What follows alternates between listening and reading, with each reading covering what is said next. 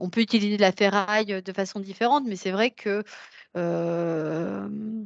avec une démarche différente finalement, les poisser de façon différente. Mais oui, c'est exactement ça, David. Même si on ne va pas l'exploiter, nous, ce langage plastique, c'est intéressant de connaître en effet que ça, voilà, César, c'est un grand artiste du XXe siècle et c'est intéressant de connaître son travail. Roy, tu voulais dire?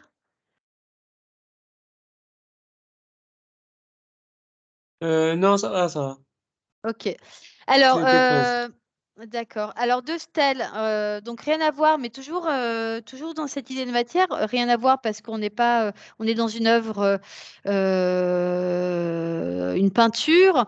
Il y a une très belle exposition. J'espère pouvoir la voir parce que c'est pas si simple de voir ces œuvres en ce moment dans la capitale. Donc, j'espère pouvoir un jour y aller pour pouvoir les voir jusqu'en avril, je crois. Nicolas de Stel, ben, grand artiste aussi, qui va s'attacher à la matière, même s'il est entre eux, vous voyez, c'est ce qui est intéressant entre la figuration et l'abstraction, c'est-à-dire que on voit cette scène qu'il a appelée le concert, qui est immense. Hein, alors pour l'anecdote, c'est sa dernière œuvre, puisque malheureusement, il mettra fin à ses jours après cette œuvre à cause d'une histoire d'amour. Euh, et elle est vraiment très belle, cette œuvre, je trouve.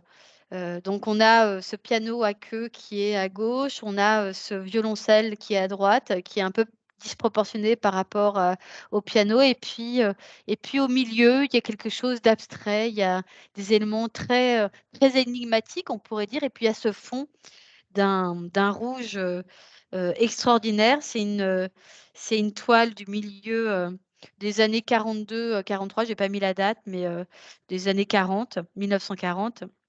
Et il y a vraiment cette matière voilà, qui se détache presque, qui se liquéfie pour tendre à l'abstraction.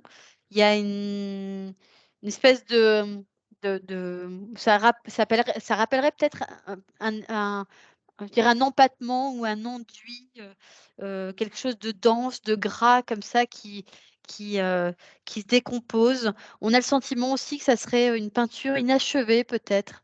Mais hein, il y a cette idée-là d'inachèvement qui pourrait être intéressante justement à appréhender dans une dimension peut-être philosophique. C'est quelque chose que les artistes ont travaillé. Hein. Auguste Rodin, par exemple, a beaucoup travaillé dans cette idée de non finito, comme on l'appelait.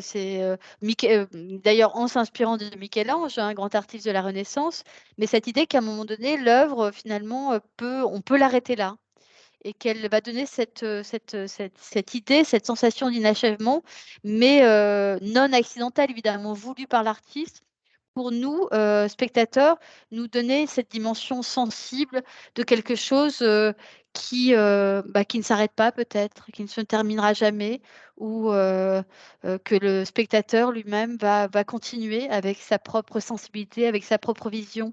Donc il y a quelque chose qui est intéressant dans cette œuvre, outre la dimension chromatique hein, qui est vraiment sublime dans cette palette lumineuse, où la lumière, cette lumière blanche centrale nous donne une sensation de puissance, de chaleur, vraiment, oui, mystérieuse, on pourrait dire. On sent la patule hein, dans le geste, le gros pinceau, la brosse, la matière épaisse dans ce geste à l'intérieur. En tout cas, ce qui semble intéressant dans cette œuvre, c'est